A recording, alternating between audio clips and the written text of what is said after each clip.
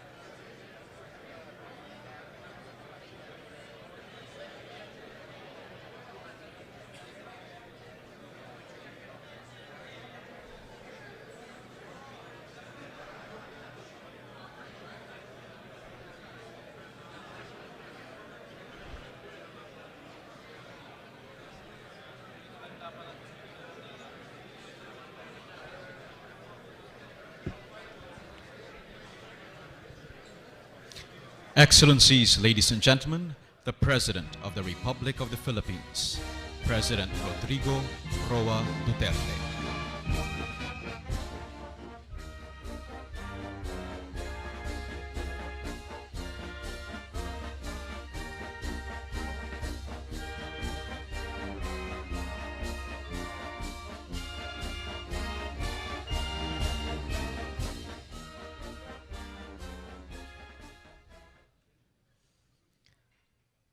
Excellencies, ladies and gentlemen, the Philippine National Anthem.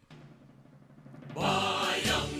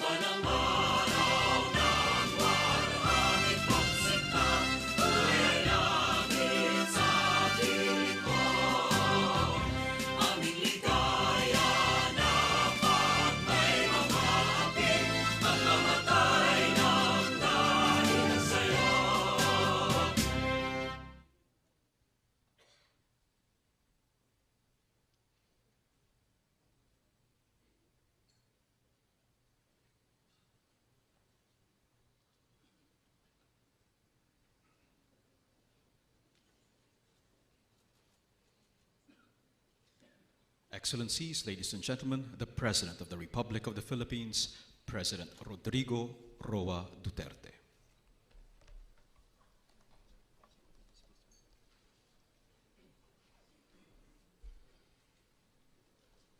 His Excellency Archbishop Giuseppe Jose P. Pinto, Excellencies and members of the Diplomatic Corps, Senate President Aquilino Pimentel III, members of the Cabinet, members of the Senate and House of Representatives, heads of international organizations, honored guests,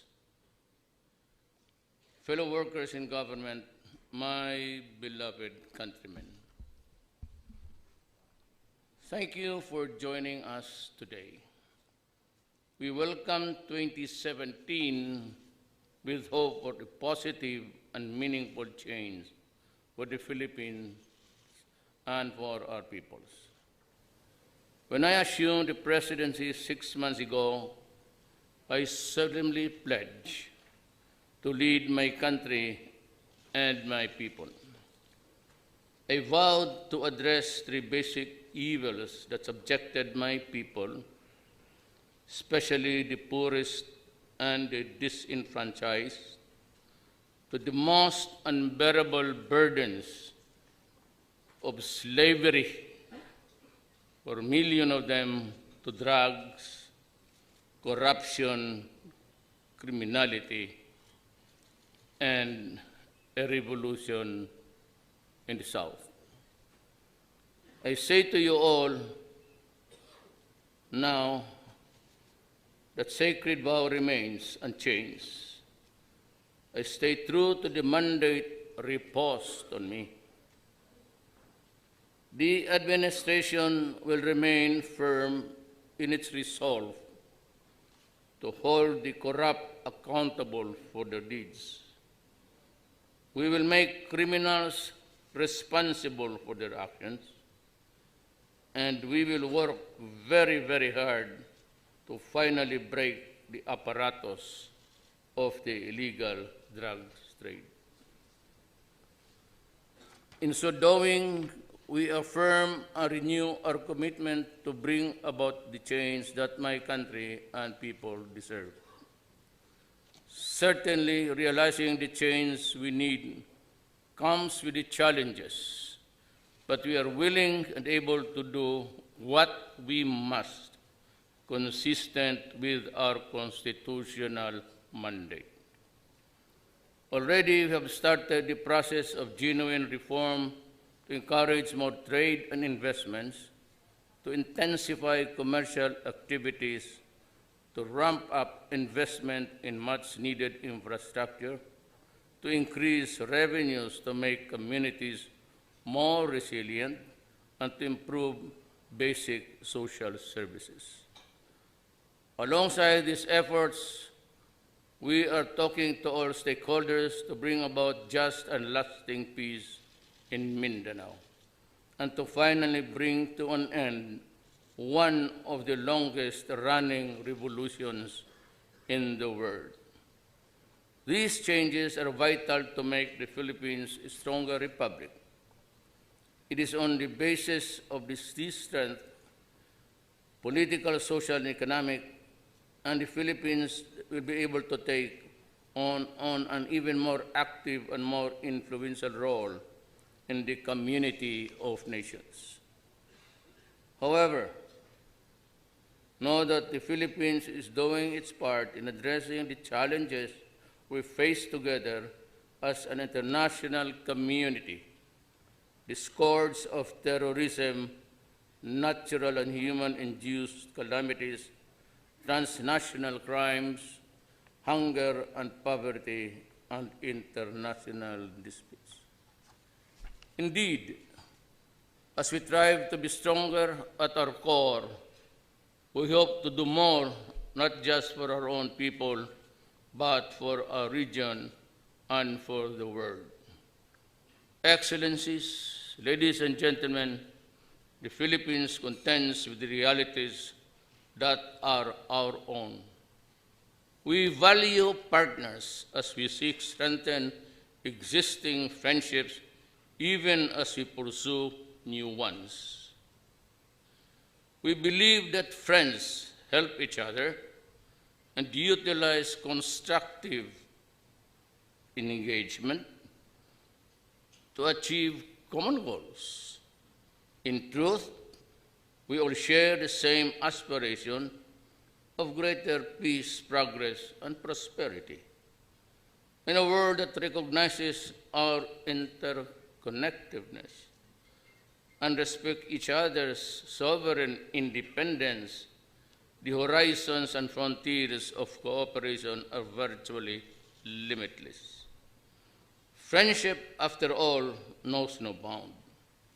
The Philippines has and will continue to build on our friendship founded on a common objective, shared values, and time-honored principles of international law. Let us together work to further expand the areas of mutual beneficial collaboration. This new year, the Philippines takes on the ASEAN chairmanship with renewed fervor, a sense of purpose.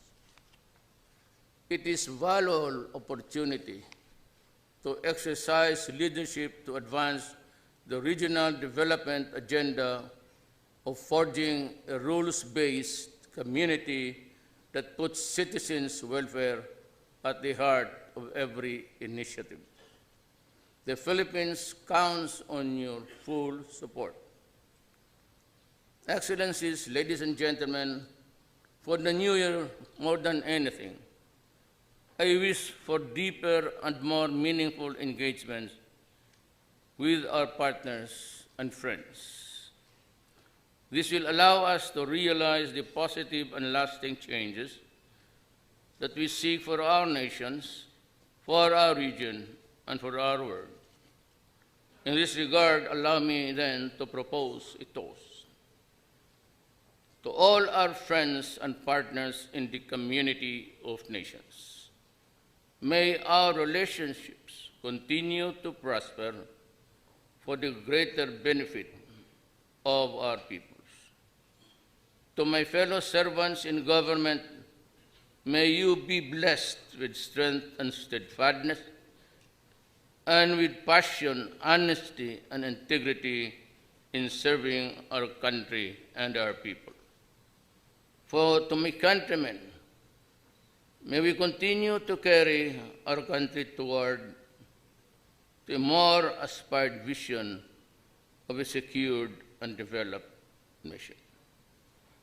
Mabuhay ang Pilipinas, mabuhay kayong lahat, at mabuhay ang the League of Nations and of Friends. Salamat po.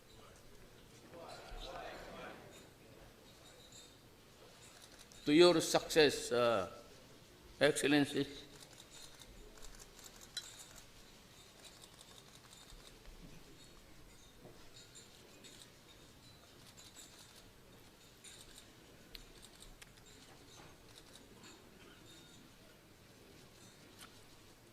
Kampay. Thumbs up.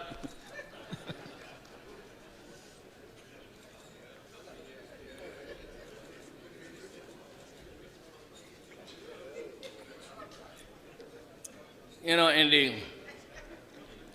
sub-diplomatic gatherings, especially in Asia, we just say Kampai.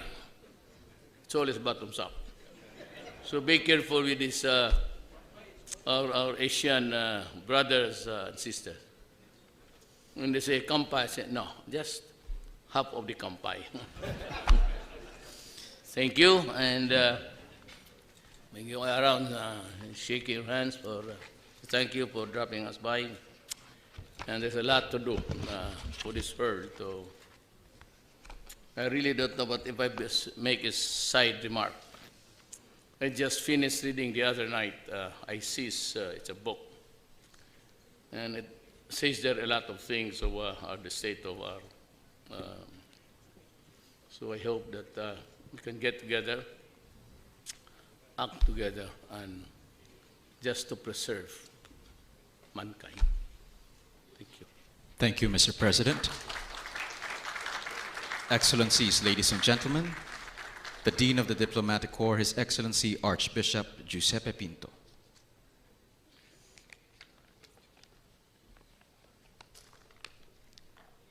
Mr. President, on this festive and traditional occasion of exchanging greetings at the beginning of the year, the chiefs of the diplomatic missions and international organizations accredited to the government of the Republic of the Philippines cordially express their best wishing. From the part of the government of the Republic of the Philippines, cordially express their deep gratitude and best wishes to you, Mr. President, as well as to the Filipino nation. In their name, I convey to you, Mr. President, to the leaders of the Senate and the House of Representatives, to the Cabinet Secretaries, the most heartfelt wishes for a 27th full of achievements in trade and especially in cooperation in the vast and complex area of technology that is gaining more and more interest. There is no nation nor people that does not long for tranquility and security. Therefore, initiatives for peace multiply and open the way to development. Yet, natural phenomena like the super typhoon Nina, which devastated the region of the Bicol and the provinces of Legazpi and Catanduanes on Christmas Day last year, have set back the achievements obtained with great sacrifices. More than 1 million people were left homeless and jobless. Where can they find the resources for a new and better reconstruction? The answer lies first of all in the Filipinos themselves and in their ability to shape their future again and again, in their enthusiasm for community life and their passion for giving and receiving support. Of course, there was also generous assistance to the population, to the passengers and tourists who appreciated the efficacious intervention of the national and international organizations, the religious association, and volunteer workers. Mr. President, the word solidarity means much in this country, and we, members of the Diplomatic Corps, feel that we were a part of the Filipino people, of its hospitality, and its determination to face the challenges of adversities brought about by forces of nature or arising from events that take place. To you, Mr. President, to the Honorable Secretary of Foreign Affairs and his collaborators, whom we thank for their valuable collaboration in the fulfillment of our mission, and to all those who share with you the honor and responsibility of leading the Philippine government, the Diplomatic Corps expresses its best wishes of good health and success.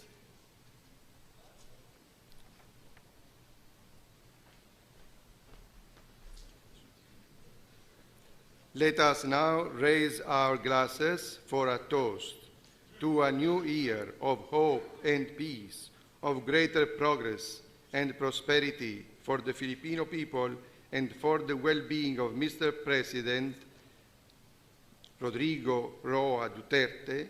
May God abundantly bless us all in this new year 2017. Mabuhay!